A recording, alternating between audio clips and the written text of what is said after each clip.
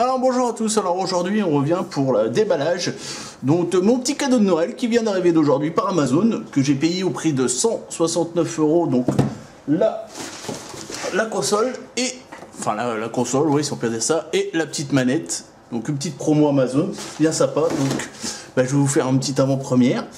Donc au niveau de la boîte, donc on a la photo ici de la Shield.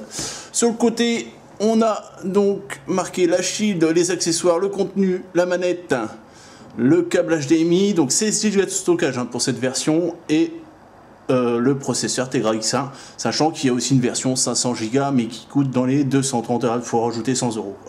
On va dire pour la version 500 Go. Mais vous allez voir, il y a un port micro SD dessus, donc on va pouvoir quand même étendre la mémoire même avec 16 Go de stockage. Sinon, donc au niveau des caractéristiques, on a 3 Go de RAM, on a de l'HDMI 2.0 pour de la 4K, on a du Wi-Fi 802.11ac double bande, du gigabit Ethernet, 2 ports USB 3, un port micro USB 2 et du second Dolby 7.1 et 5.1. Voilà. De l'autre côté, la petite pub pour Android TV, la recherche vocale, machin. Et là, les accessoires, donc la télécommande que j'ai et le stand qui coûte la modique somme quand même de 30 €. Donc on va attendre un petit peu avant de l'acheter, mais on verra par la suite si c'est vraiment intéressant ou pas. Bon, alors normalement il y avait des petites bandes là et là. Ah, j'avais pas vu, il y avait encore des scotch. Donc là normalement c'est bon. Hop, on sort la boîte comme ça, voilà.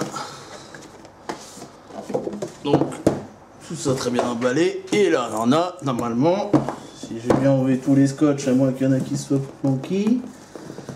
Ah, attends, je vais faire un petit coup là. Voilà.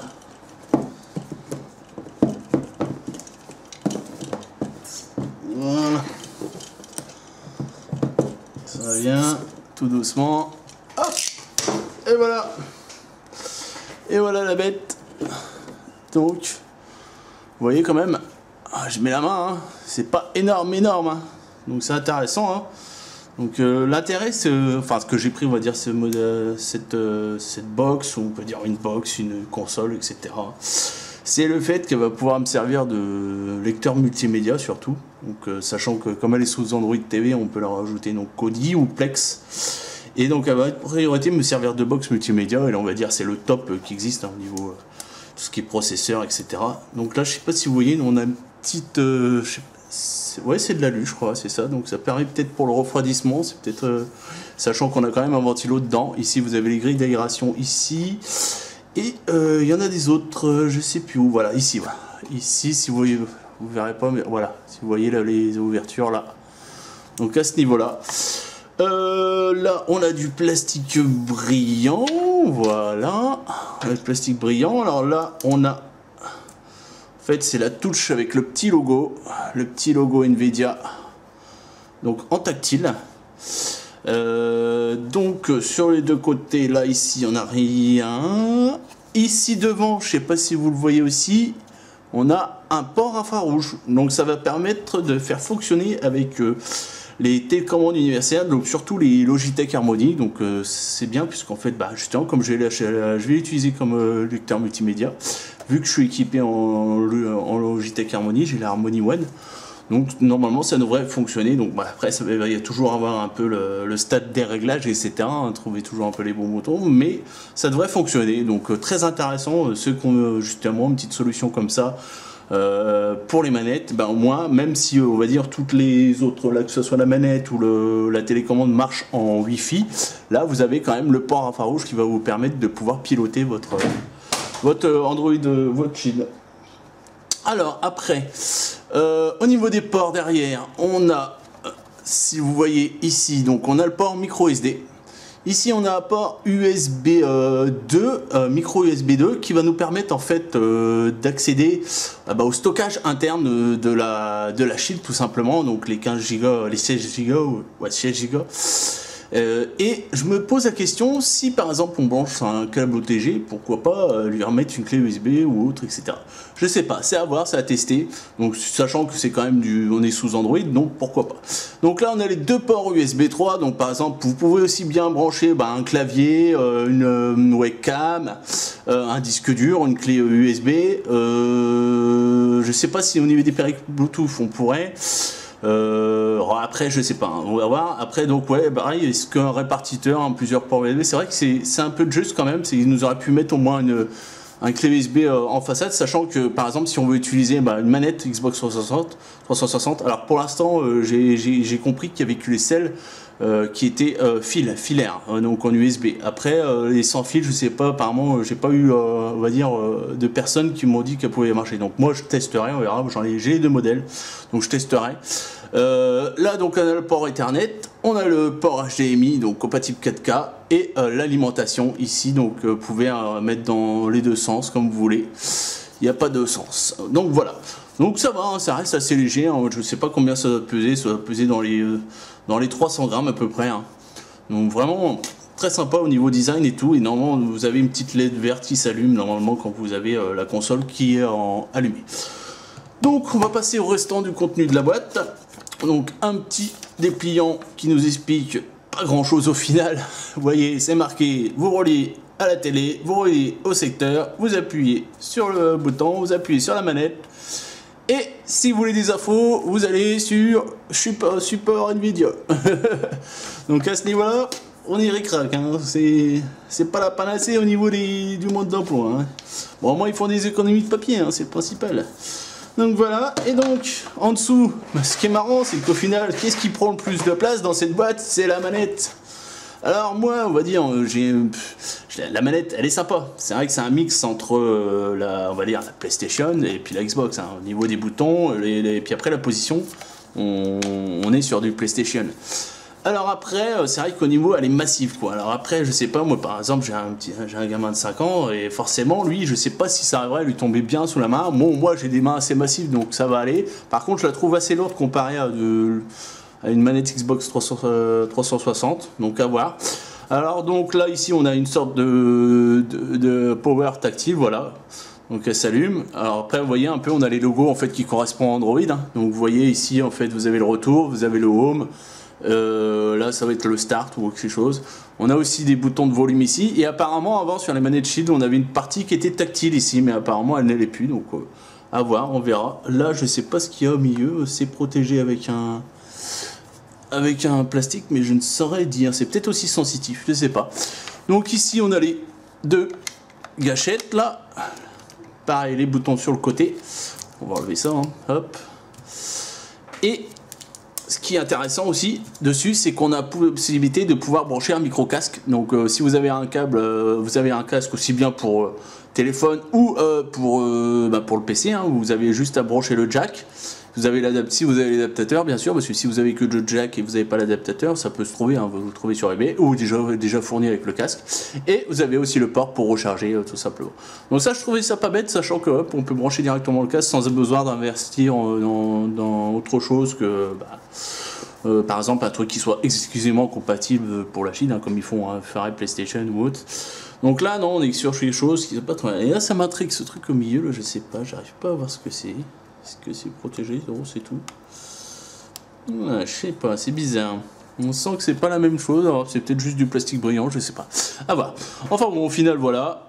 On a fait le tour un peu de la manette. Donc je vous dis un peu lourde quand même. Alors pareil, on n'a pas de batterie amovible dessus. Donc à voir dans le temps, hein. Après, ce qu'on a. Mais bon, c'est intéressant, c'est qu'au final, on n'a pas de, comment dire, comme on pourrait avoir sur la Xbox, on n'a pas de comment dire, de boss on va dire au milieu, donc on a les mains qui sont bien libres derrière, etc. Donc voilà. Alors après sur le reste de la boîte on a, c'est quoi ça? C'est un petit mode d'emploi, livret de garantie, un truc comme ça mon ami. Ouais, non, support guide, pareil, donc ça va être pour la manette. Alors les câbles, hop, on a les câbles ici pour recharger la manette Shield, donc avec un petit logo Alors par contre, putain, le câble il aurait pu être un peu plus long, hein. Je dis pas, là il doit faire à peine dans les 1,50 m à peu près, 2 mètres. Allez, peut-être 2 mètres. Mais bon, ils auraient pu vraiment faire plus long. Donc, vous avez le petit logo ici pour mettre... Pour être sûr que vous avez le bon câble pour la manette, bien au final hein, vous pouvez utiliser n'importe quel câble micro USB. Donc par contre ouais c'est le truc, faudra, si vous avez par exemple plus de jus sur la manette, et ben il faudra avoir un, comment dire, un chargeur USB pas loin, parce que à mon avis hein, si vous jouez à 2 mètres de la console, j'y crois pas trop. Hein. Et un bon câble HDMI, là c'est vrai qu'ils se foutent pas de nous là au niveau du HDMI, on a quand même des choses d'assez conséquent là. Alors j'essaie de sortir sans s'arracher le truc. Voilà, et là, ouais, on a quand même, alors pareil, ça manque de longueur aussi, hein. C'est pas non plus, il doit faire dans les 2 mètres aussi. Hein. Dans les 2 mètres, par contre, si vous voyez, la section est vraiment pas mal, quoi. Là, on a quand même de la qualité, bon, c'est pas plaqueur, mais bon, ça c'est pas grave, on s'en passe, hein. C'est juste pour faire beau. Donc voilà, mais au niveau de l'épaisseur du câble, on a quelque chose d'assez conséquent. Et donc, on va finir par le chargeur, donc qui est intéressant, sachant qu'il est universel dans le sens où on va pouvoir utiliser les adaptateurs européens, UK et US. Donc voilà, vous avez juste à normalement, vous prenez celle qui correspond à votre pays et vous faites glisser comme ça. Et voilà, vous avez votre chargeur secteur, pas de souci, qui fonctionne. Et au niveau des caractéristiques, je vous laisse lire, peut-être du 10 ampères, je sais pas, enfin bon, c'est pas grave. Voilà. Le petit logo Nvidia ici. Voilà. Donc là, au niveau de la boîte, bon, on a fait le tour. Donc maintenant, il nous reste la dernière chose. La télécommande. Voilà, qui est là. Paf. Alors, on va essayer de bien tout décoller avant de chercher pendant un quart d'heure. Comment ça s'ouvre? Là, normalement, on devrait être bon. Voilà. Alors pareil, ouais, la télécommande elle doit coûter dans les 50 € je crois. Et c'est assez cher quoi. Mais par contre, oh la vache, elle est, vous voyez un petit peu l'épaisseur là? Je sais pas si vous voyez. Et donc tout en alu là. Je sais pas si vous, voilà, vous le sentez surtout au toucher quoi. Tout en alu, donc vraiment magnifique quoi. J'aime bien le niveau du design, ils sont vraiment bien pensé la chose. Donc par contre, je sais pas si on va dire cette partie là est tactile ou pas. Donc là vous avez un clic. Voilà. Donc là, à mon avis, ça c'est pour l'appairage, etc. Donc vous avez le retour, je pense que ça c'est pour venir sur le bouton home. Et vous avez aussi donc un micro à ce niveau-là. Hop, si on voit bien, voilà. Et vous avez aussi en dessous la possibilité donc de mettre aussi un casque. Donc intéressant, pareil. Vous pouvez rebrancher un casque dessus et aussi le rechargement qui se fait là. Donc pareil la télécommande a une assez grosse autonomie. Donc à voir. Donc bah voilà, donc petit unboxing, donc après je pense quand même vous faire une review. Bon, je vous garantis rien parce que à chaque fois je vous dis des choses et puis je les fais pas, donc on verra. Si j'ai vraiment le temps, parce que j'ai vraiment pas beaucoup de temps en ce moment, je vous fais une petite review pour vous montrer un peu comment ça tourne la bête, aussi bien que là bah, je vais l'utiliser aussi bien en lecteur multimédia que pour faire du streaming depuis mon PC, que depuis je vais tester aussi le GeForce Now.